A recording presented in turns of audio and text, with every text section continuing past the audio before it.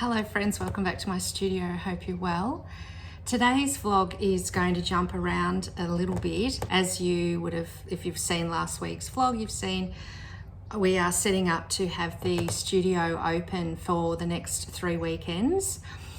So there's a lot involved in getting that ready, and I will do a dedicated vlog about how to exhibit work and extra details about that, about where and how to approach galleries and things like that. But today I thought I would show you just what I've been doing to set the studio up. Of course, a working studio is different to a studio presented to the public. Regular viewers will notice the studio is looking very different to what it normally does. So before I show you more around the studio, let's just jump back to the previous week and I'll show you what I've been up to. Something very special arrived today in the post for a secret project.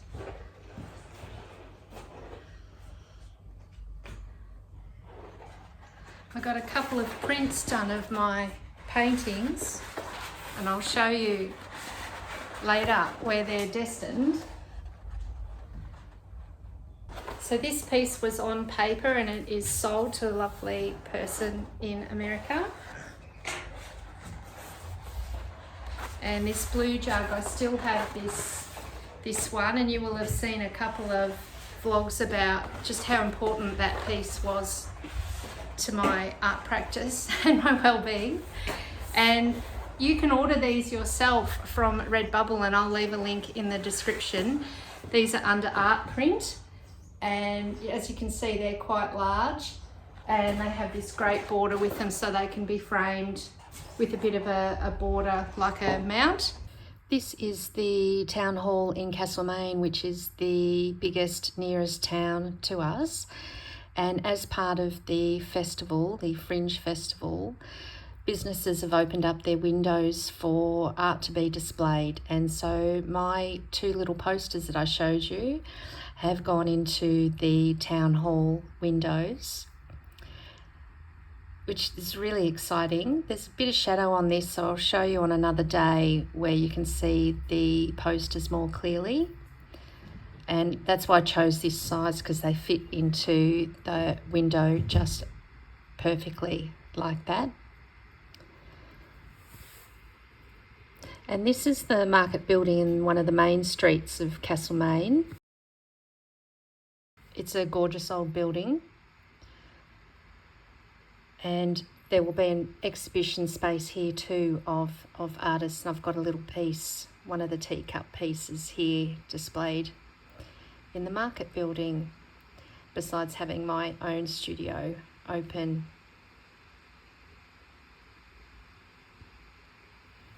So besides having my studio open, yes, I've got a couple of pieces hanging with the Fringe Festival windows trail, and also that little teacup painting called Rebecca that is in the market building. My area has an incredibly high percentage of artistic people.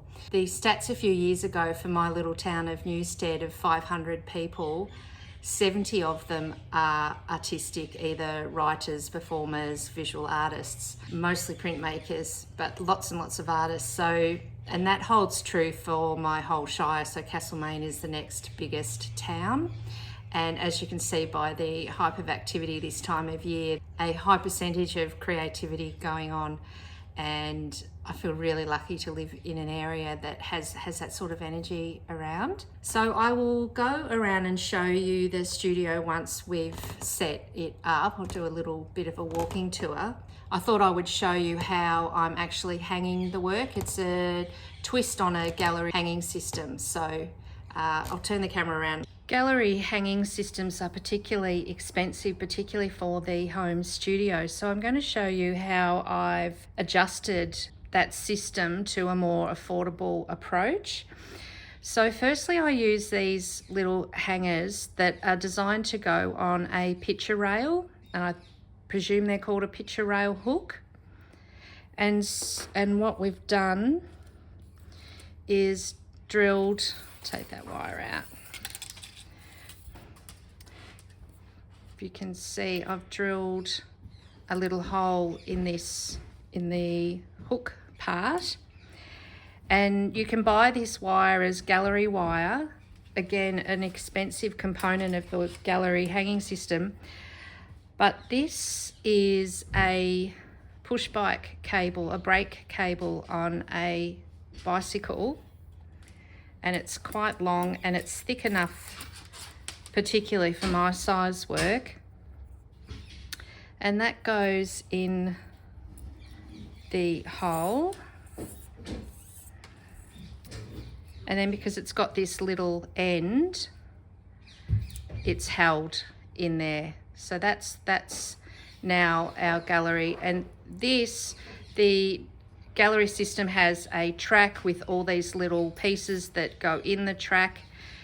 And that's really the most expensive part of a gallery hanging system. So we've bypassed that with this little hook, and then I've also bypassed their wire by using these brake cables. And you know, brake cables on a bike, they're rated pretty high, so I found this works really, really well. And then the piece that I did buy that's part of the gallery hanging system are these hooks. They got some weight to them, they're certainly quality. I've had them now for several years, so I can't tell you how much I paid, but they come in a pack of 12 or something like that. I think I might have bought a couple of packs and might have spent about $50. And they have a little mechanism where this pushes down and locks the wire. So you feed your wire in the top, and it's got a little hole where wire comes out. And once that's in, then, so your painting of course hangs on this hook here, and the wire can't come out. This hook can't slip down. If you just push this mechanism in, hopefully you can see that, then the wire will slide, and then once it pops up, it's then locked. And what's really handy about having these is if you have a series of work and you want to hang them all at the same level, this is a really simple way to adjust rather than hanging on. Some people hang on fishing line or other wire. It is really hard to get them all level and adjust those things because you're retying the wire onto the back of the artwork. This is a really super easy adjustable system. So that's the system that I'm using, and hopefully if you ever need to hang your work professionally, you can copy this idea. The other thing I have is these boards that we have mounted on the uprights, and that gives me a hanging space. I also have a picture rail nailed up in here so I can hang as high as that, and then I have these boards, and we have a second one there where I can hang these smaller works like this, and they can be hung directly onto these with the hook, picture rail hook on its own, or with these gallery hooks. So this one here has got the gallery wire hanging. The other thing I use on these paper works is I just bull clip them to these beams. So it's really handy having these beams installed at a couple of different heights for the different sizes of work, because I jump around to different sizes. Oh, these pieces are really old pieces that I was doing when I just got back from France in 2017, where I visited heaps and heaps of artist studios and of course all the beautiful museums over there, and it really gave me a burst and changed my work considerably to this floral stuff, and these were the very beginning of that movement.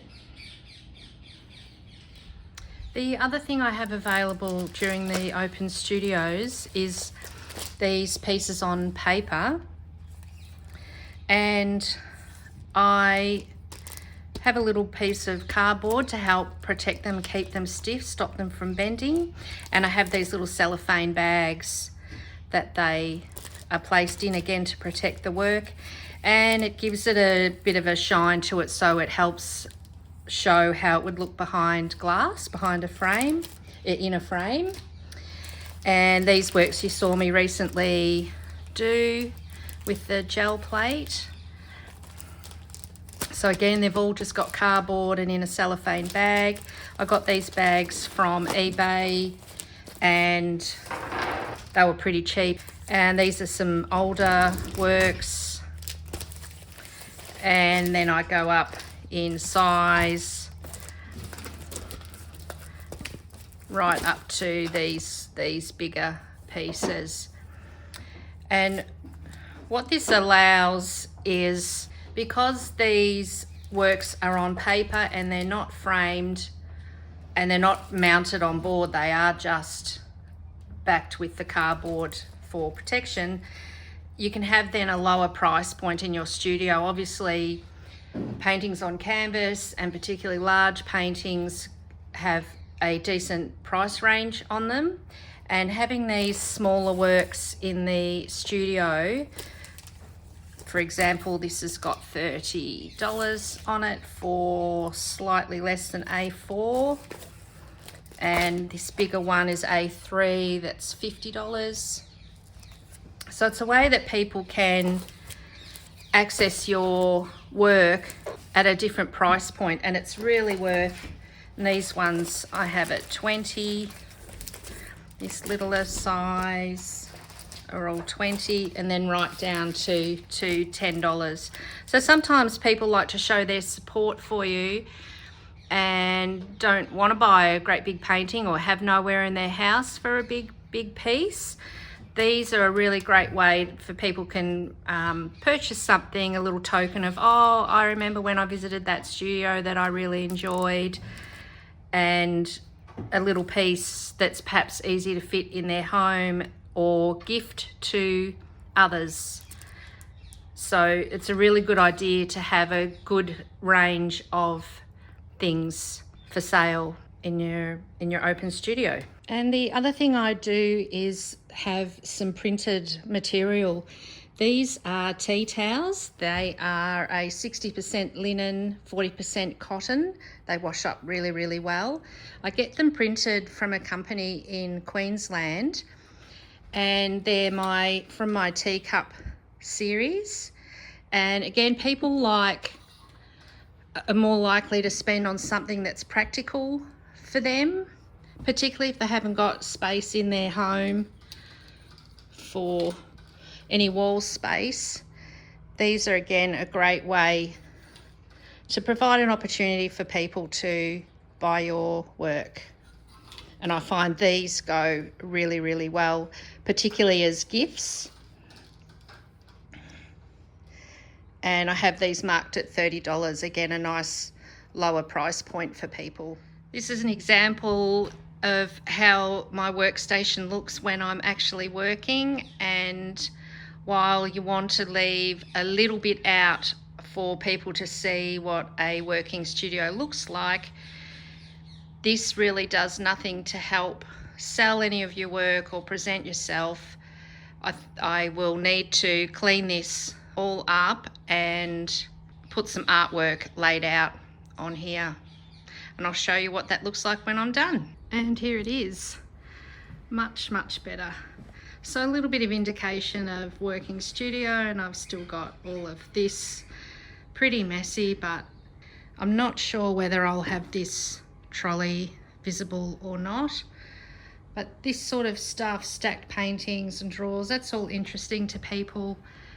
And then some of my visual diaries, a painting, our brochure, and then I've got these cards. Again, a really cheap Vistaprint card. They're only $6 to purchase. And again, it's a little keepsake for people, and people certainly buy these as gifts for others. So really good to have a nice variety. And of course some business cards.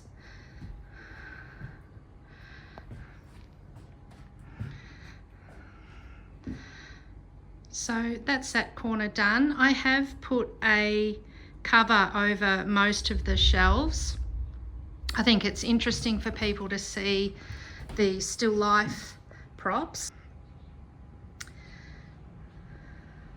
So they're out, but most of the other stuff is all behind that little sheet, and it just helps because it can be too busy for people to see, a bit overwhelming.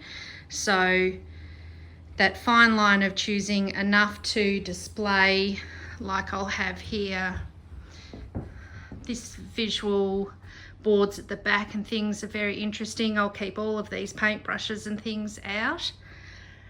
But again, I will set this table up similar to the other table so it's not too busy, and I will hang a curtain to cover those so it's not too overdone, but enough interest for people to look at things. I love this little chair I've got here. Can be a good idea to have somewhere for people to sit.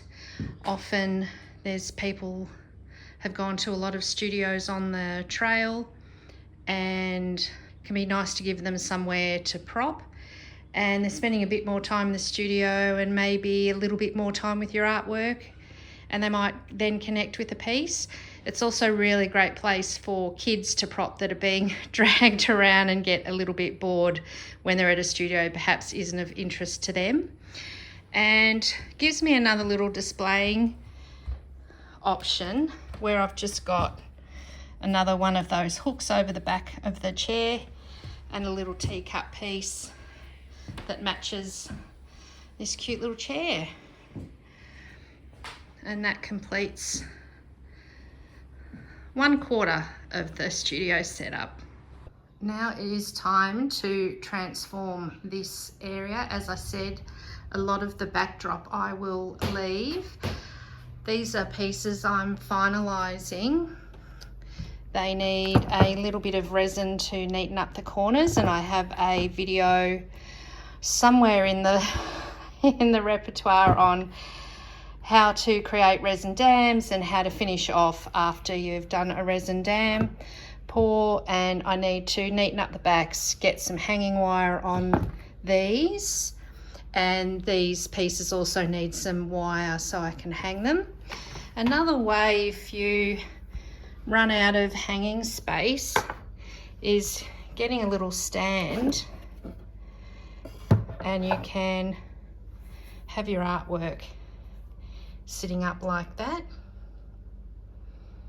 But right now I've got to get to work and finish off these pieces and get this area set for presentation, and I will show you that when I'm done.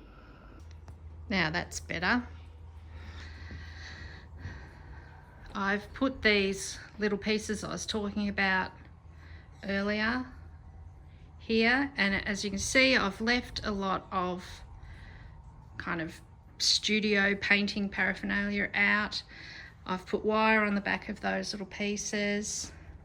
The other thing I like to have is a visitor's book for people to write in anything they like, and people do, and it can be really nice. They leave the most beautiful comments, and it can be a real lovely boost to you to read how people have enjoyed and what they've enjoyed about your studio and your work. So that's a nice thing to offer people, to be able to give that to you. The thing I'm undecided about is whether I'll leave this trolley uncovered or not. Obviously you need to remove valuables from your studio, like the camera here will go, and the studio can get filled with lots of people and you can't keep your eye on everyone. And while I've never had a trouble with any theft, it'd be really easy to grab, you know, pretty expensive tubs of paint, and certainly anything like cameras and valuables like that. So yeah, I'm undecided. You know, it's really nice to see this laid out as an artist visiting someone else's studio. This is the sort of stuff I would like to see. But it's that fine line of how much do you leave out that A, it looks too busy, and B, you're open for that opportunistic pocketing of items. So there's another corner complete. And yeah, can you see that there's enough out there that shows what my workspace is like, the things that I'm inspired by, but the really messy stuff is hidden, and it brings a focus then to your artwork that really is what you're trying to promote. Those of you who watch regularly will notice the sewing machines in the background. They're my daughter's. I share this studio with her, and she is offering these aprons this time. They're gorgeous. If I can try and get it in shot, they're almost dresses, these aprons. They're absolutely gorgeous. She also makes these tote bags and scrunchies.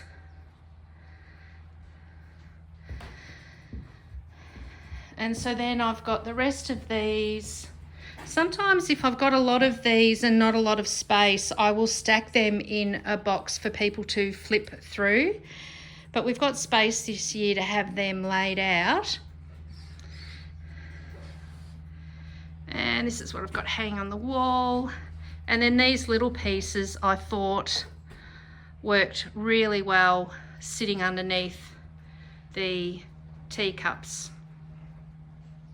So I'm really happy with that, and a little bit of surplus left over on the bench top. But yeah, I think that looks really good. Obviously I've got to put that teacup back there. That's where the Rebecca was hanging, that's now in the market building. So I've got to put a piece of artwork back in there, which I do have. I'm just cleaning up the edges. And I've got other work hanging or resting up there.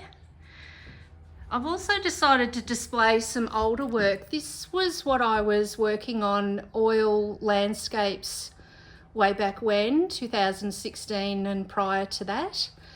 And they've just been sitting here in the studio, and I thought it'd be nice to show the growth and the change that I've made. So I've got that little sunrise, and I'm going to have these two other beach. That one I showed you in the oil versus acrylic, and I've got this other little beach, which is of Lakes Entrance, where my pa used to live. And I took a photo when I was down there and did that from there. So yeah, I've got those oils. I've just cleaned up the edges on this one, so the edges are wet, so it will sit up on the easel there properly instead of tucked in behind that table there. But I'm just letting that dry first. So I've got the really old work. These are newer than those. Then I moved into the teacups, and then I moved on to these still life style of more recent, which you will all be familiar with. And the landscape, my very most recent works, sorry for the very quick pan there, are these landscapes here, which, you know, I'm still drawn to the landscape. I will not ever give up painting landscapes because it's so much fun. The last thing I want to talk about in setting up the studio, and the very last thing to go on, is I have a little blurb that I've written about each of the genres. So that here, this one you can see is the teacup series, and it just helps connect people to the work. If you've got a lot of people in the studio, you can't get to them all and explain everything. And this is a lovely way to help connect them to your work and talk about, very briefly, you don't want anything crazy, but very briefly what it is all about. And the other thing I like to do is have little quotes hanging around. These are on foam board, we call it. It's just got foam in between thin sheet. so it's called foam board. And these will be cut down to individual quotes, and I'll hang them around the studio. Look at that quote: "A work of art which did not begin in emotion is no art," by dear Paul Cézanne. Yeah, they're nice little things. They're a little bit more for people to engage with, and keeps them in the studio that little bit longer, which helps them sit with your work that little bit longer and really invites the opportunity that they may connect with a piece of work. I also like to have we'll see if that'll focus, a label for every piece with the price clearly on there, because art changes so much in price range depending on so many things. And again, I can do a vlog all about how to price your art. I think that'd be quite interesting. But often people won't ask because their imagination runs. If they love a piece, they'll put value on it and they'll dream up a figure that may not be realistic to what you're actually asking for.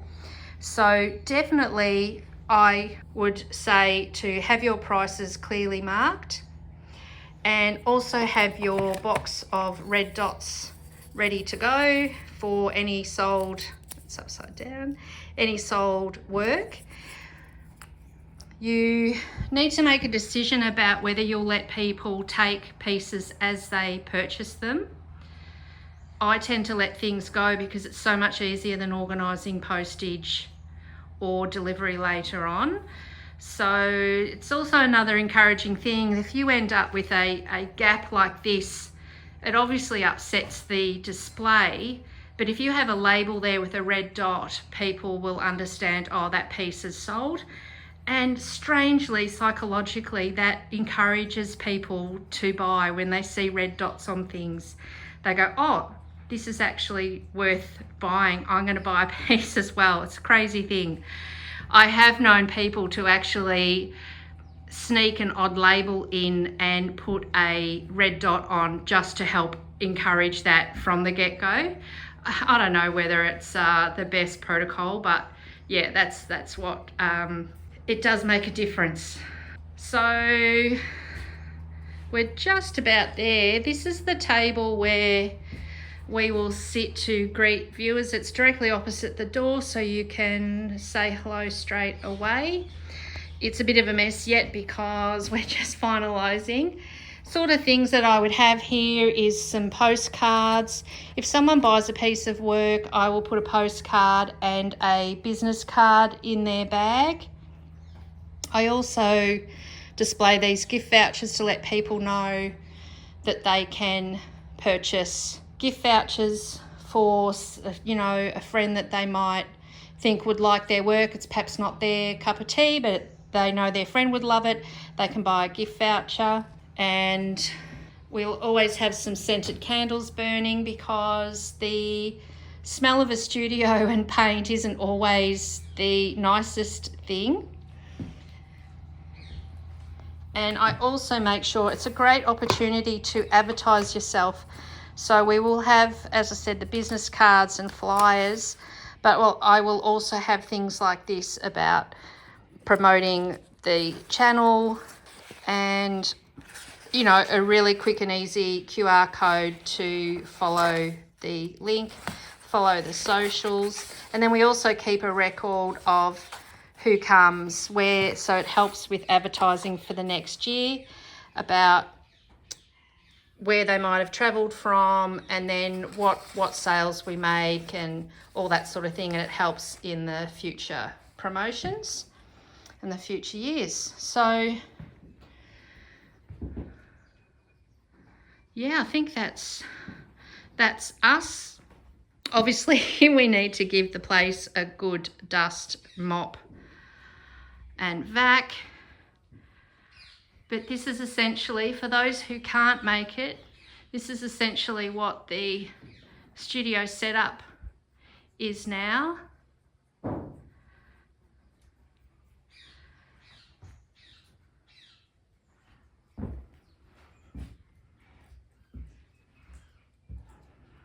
Certainly looking much neater than it normally does.